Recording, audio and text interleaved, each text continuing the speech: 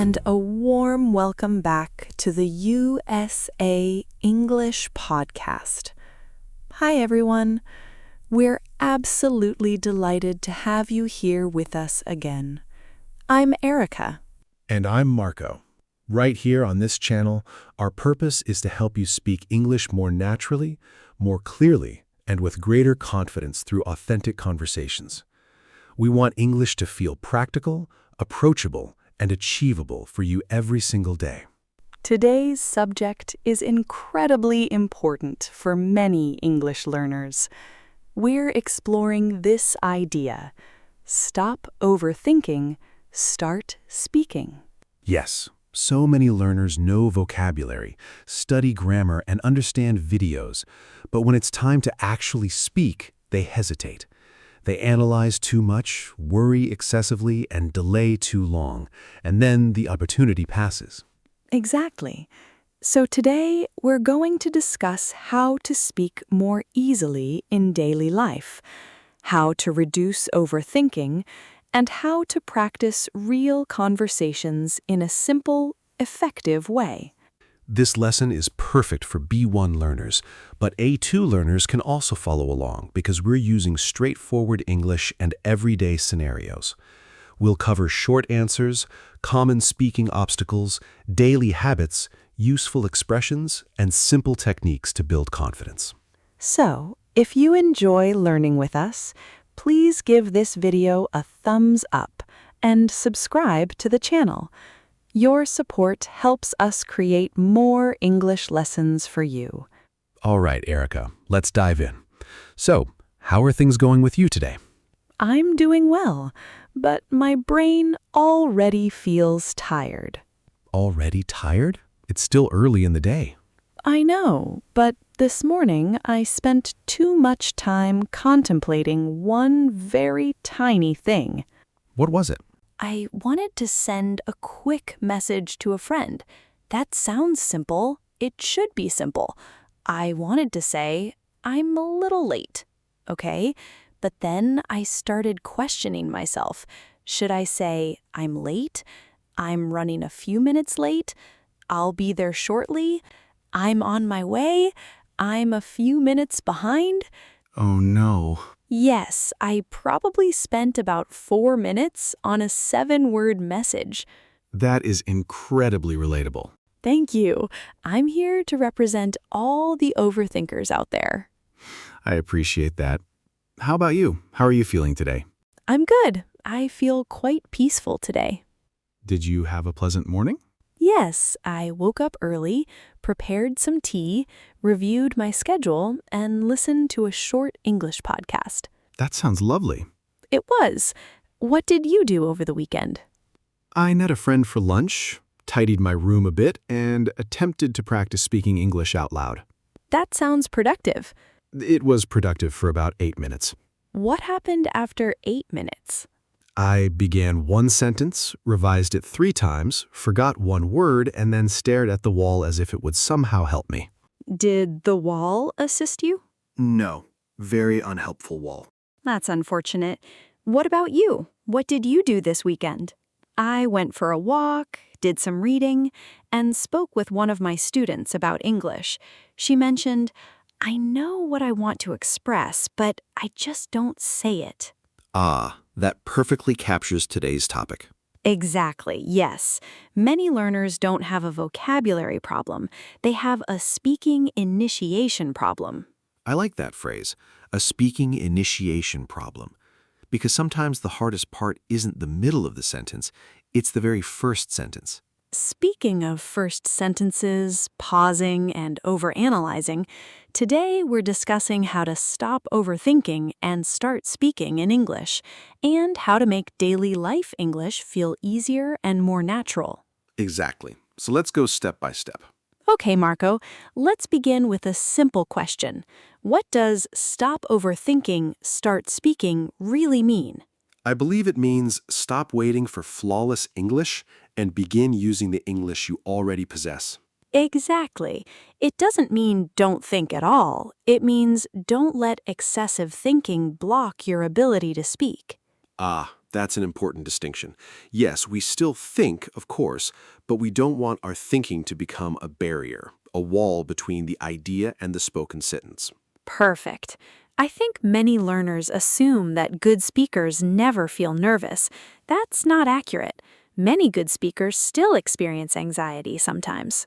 Really? Yes, the difference is they continue despite the nerves. So the goal isn't zero fear, right? The goal is to speak even if the sentence is simple, even if the grammar isn't flawless, and even if you need a moment to gather your thoughts. I like that. It feels more authentic. It is more authentic. Why do people overthink so much when they speak English? There are several reasons. They're afraid of making errors. They want to appear intelligent. They translate everything in their heads. Or they compare themselves to more fluent speakers. Comparing is dangerous. Very dangerous, because you hear someone speaking quickly and clearly, and then you think, why can't I do that? Yes, but maybe that person has practiced for 5 years more than you. Or maybe they're just having an exceptionally good day. Exactly. One moment doesn't tell the whole story. So if learners compare too much, they feel worse and speak less. Right, and speaking less means slower improvement. That's a negative cycle. It is. What's the first practical step learners can take? Use shorter sentences repeatedly. You say this because it works. Can you demonstrate how? Sure. Imagine you want to say, I was feeling a bit stressed this morning because I had too many tasks and not enough time. That's a very normal thought, yes? But if that full sentence feels overwhelming, start smaller. Say, I'm stressed today. Much easier. Then add one more idea. I have a lot to do. Or, I'm very busy this morning. So you don't need to express the entire idea all at once. Exactly. Short sentence first, additional details later. I think learners often try to speak like a written text. Yes, and conversation isn't a written text. Conversation is more adaptable. Good word. Adaptable means able to change easily. So effective speaking is adaptable, not flawless. Exactly. What if a learner says, but short sentences sound childish? Then I would say simplicity doesn't mean childishness. Simple can be clear, natural, and impactful. Impactful means it works well. Yes, so I'm tired today isn't a bad sentence. It's a useful one. Absolutely. What comes after short sentences? Useful chunks. Chunks again. I like this concept. Good. A chunk is a group of words that frequently appear together, like, I'm not sure, let me think, I guess so, it depends, and that makes sense. Perfect examples. Why are chunks so important for conversation practice? Because they reduce pressure. You don't construct everything from scratch. Some parts are already prepared in your mind. So if someone asks me a question, I don't need an immediate flawless answer. I can say, that's a good question, and then think. Exactly. Or let me think for a second. Yes. Or I'm not sure, but very natural. These phrases provide breathing space. That's a great way to express it. Wait, what does breathing space mean here? It means a little time and mental room to continue. Okay.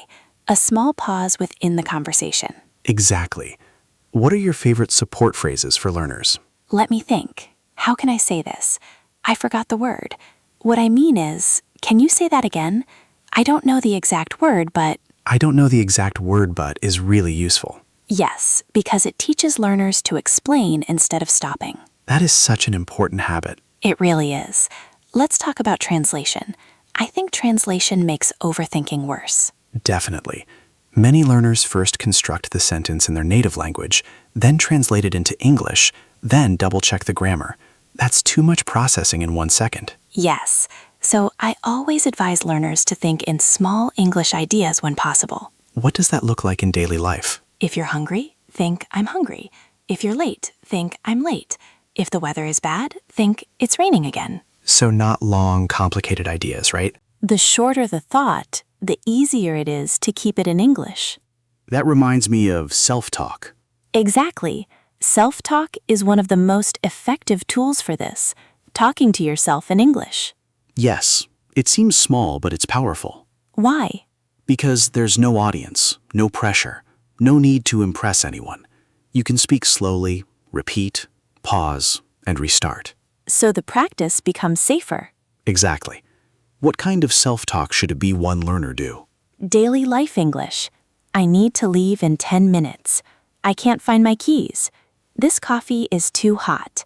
I don't want to cook tonight. I need to reply to that email. That sounds very practical. It is practical because it matches real life. Real life English is easier to remember. Yes, because you use it repeatedly. I think some learners want every practice topic to feel special. That's true, but ordinary topics are often more beneficial, like breakfast, weather, work, family, shopping, buses, messages, and weekend plans. Exactly.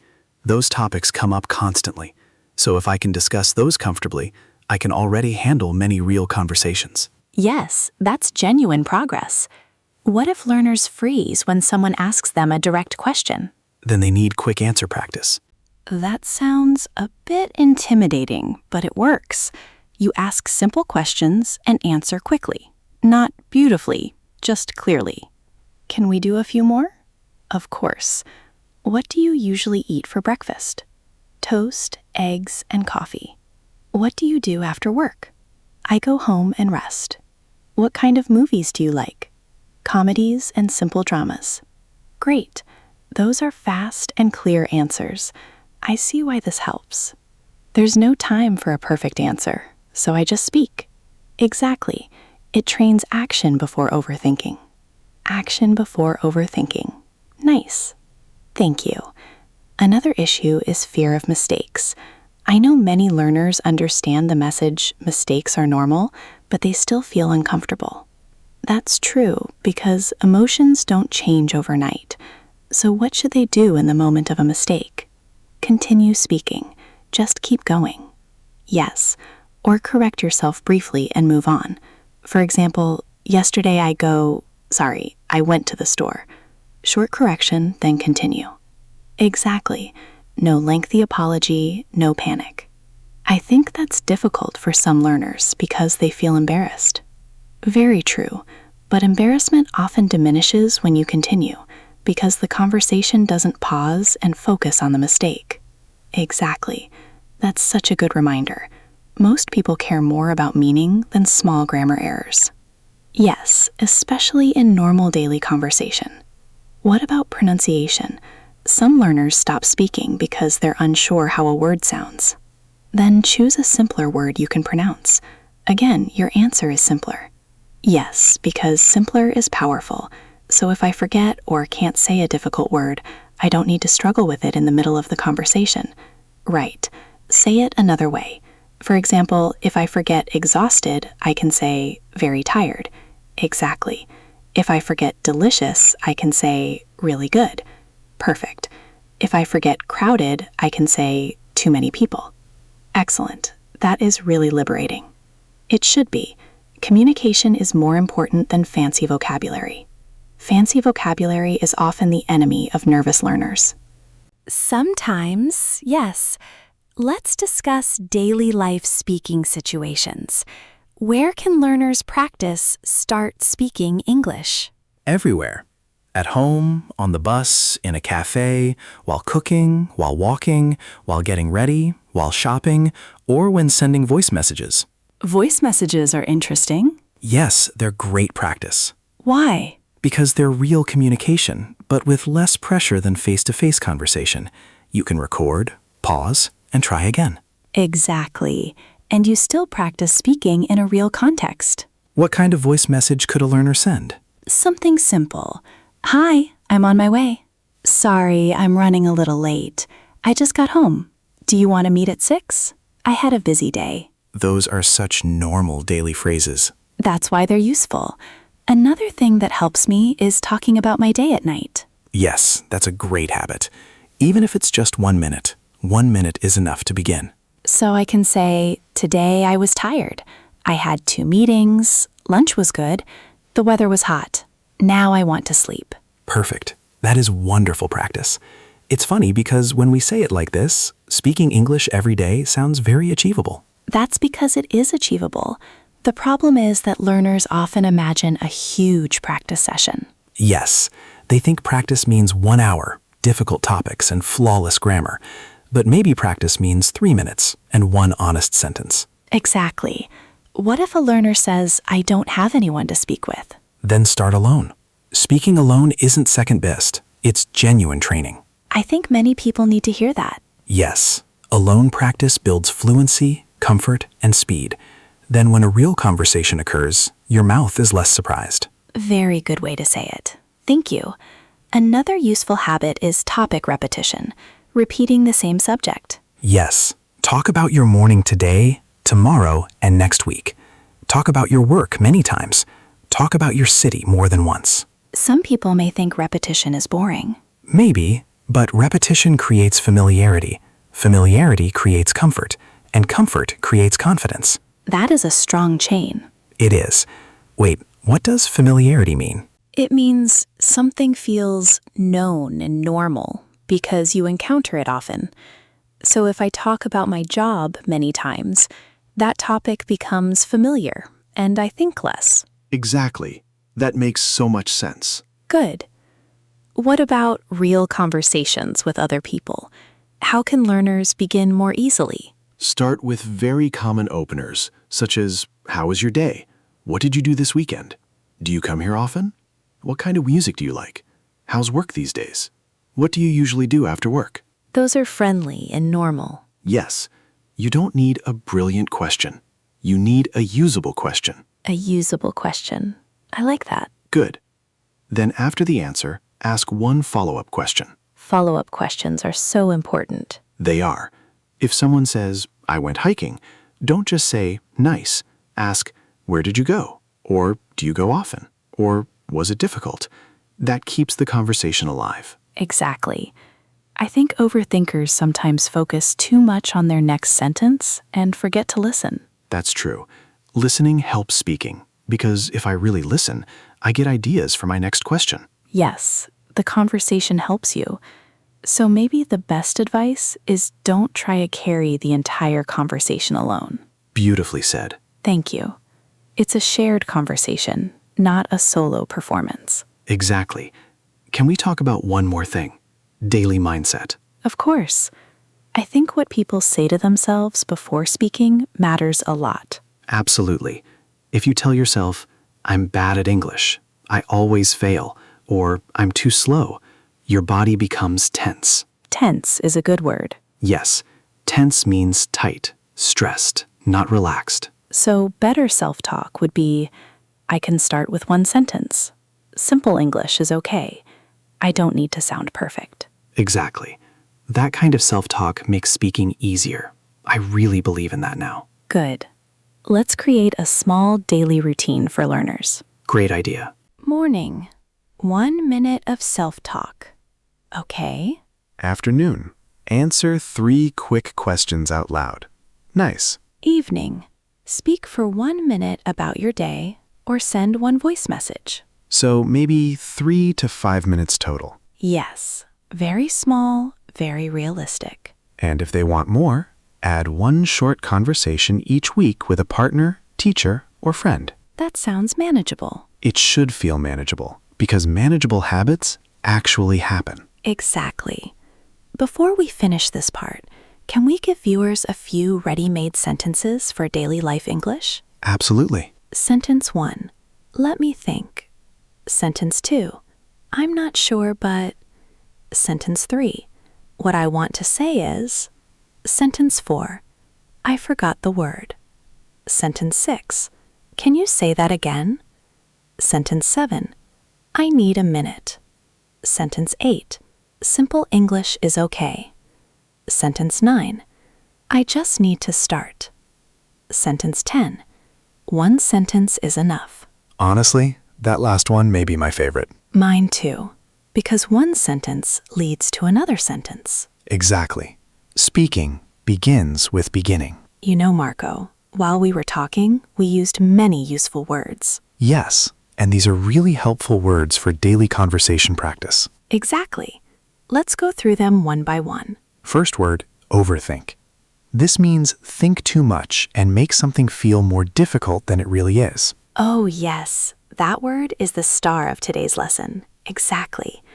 For example, I overthink before I answer simple questions. And don't overthink that sentence. Just say it. And you can also say, I overthink text messages when I'm tired. Very good. A useful note is that overthinking often blocks action. What do you overthink most, Erica? Small messages and first answers in conversation. Next word, adaptable.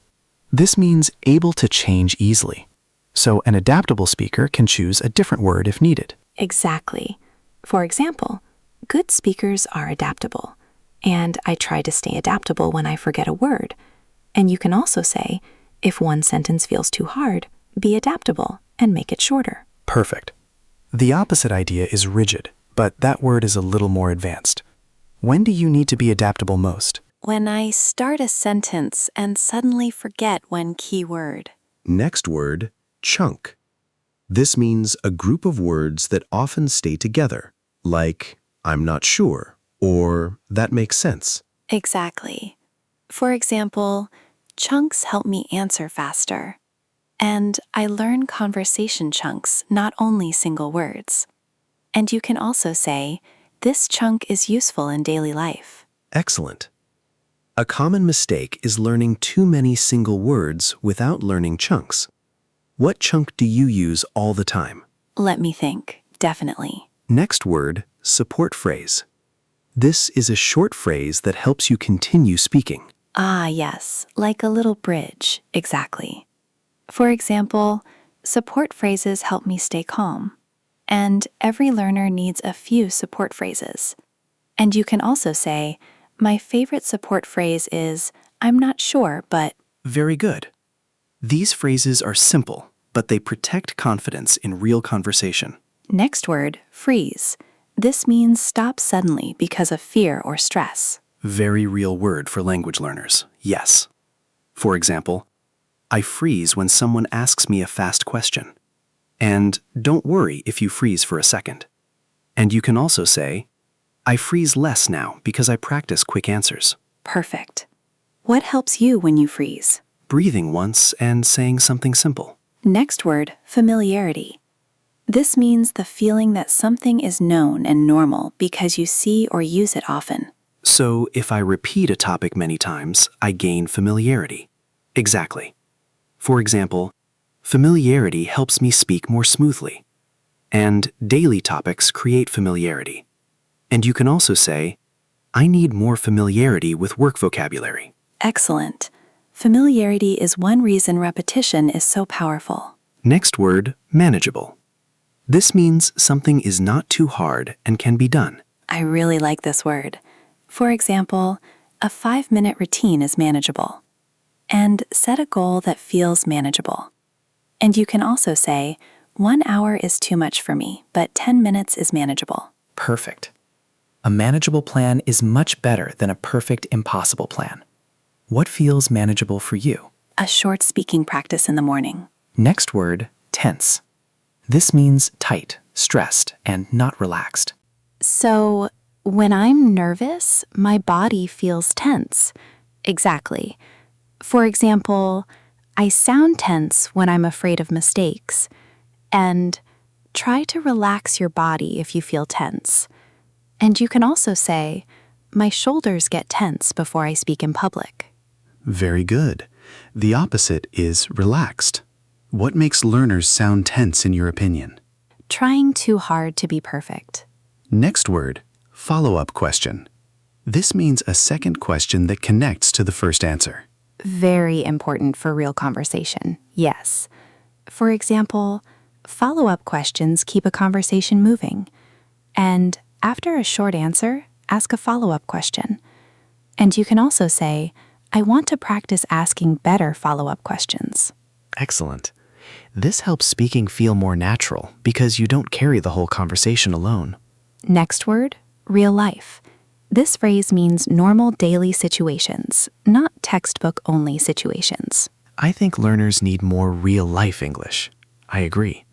For example, practice real-life English at home. And These are real-life phrases for messages and daily conversation. And you can also say, I want English that I can use in real life. Perfect. That idea matters a lot in language learning. Next word, progress. This means improvement over time. Always a good word. Yes. For example, small daily practice creates progress. And your progress may be slow, but it is real. And you can also say, I notice progress when I answer faster. Excellent. What kind of progress makes you happiest? When I speak without changing the sentence 5 times. That is a great answer. Let's review our vocabulary. Overthink, adaptable, chunk, support phrase, freeze, familiarity, manageable, tense, follow-up question, real life, and progress. And the quick meanings are overthink means think too much, adaptable means able to change, chunk means a group of words together, support phrase means a phrase that helps you continue speaking, freeze means stop because of fear or stress, familiarity means something feels known and normal, manageable means not too hard and possible to do, tense means stressed and not relaxed, follow-up question means a question after the first answer, real life means normal daily situations, and progress means improvement over time. Excellent job. Okay, Marco, that was a lot of talking about stopping overthinking and starting speaking. Yes, my overthinking brain feels very understood right now. That's good. Also slightly exposed, but mostly understood. Let's think about what we learned. First, we discussed what overthinking does to speaking. It creates pressure, slows responses, and makes learners wait too long. Then we talked about the first solution. Keep sentences short. Start with one clear idea, then add more if you want. After that, we looked at useful tools. We practiced chunks and support phrases like, let me think, I'm not sure, and what I mean is. Then we discussed daily life practice, self-talk, quick answers, voice messages, and 1-minute speaking practice. After that, we talked about mindset. We said simple English is okay, mistakes are normal, and real conversation isn't a grammar test. Finally, we discussed building habits. Small, manageable daily routines create familiarity, comfort, and progress. Exactly. The main message is simple. Don't wait for perfect English before you speak. Start with the English you already have. One sentence today is better than one perfect sentence you never say. Beautifully said. Now we want to hear from you. This is our favorite part. Yes, we always love reading your comments. Our question of the day is, what makes you stop speaking and start overthinking in English? My answer is trying to sound too perfect. That makes me slow and nervous. My answer is wanting to say too much at once. That can make speaking feel overwhelming. See, we have different answers, and that's okay. So viewers, we want to know about you. Please tell us in the comments. You can write, I overthink when, or the biggest thing that stops me is, or one thing that helps me speak more is. You can also write, my easiest daily speaking topic is, because these simple sentence starters make it easier to share your ideas in English, and it helps us make better videos and helps you practice writing. So please join us in the comments. We really want to hear from you. Thank you so much for spending this time with us today. We hope this lesson helps you speak more easily in daily life. If you enjoyed the video, give it a big thumbs up. Click the subscribe button and the little bell. That way, you won't forget to join us for our next lesson. You are all wonderful students, and we're very proud of your hard work. Keep practicing. Remember, real progress often starts with one short, simple sentence. See you in the next lesson. Have a wonderful day, evening, and night. Take care and keep learning. Goodbye. Bye, everyone.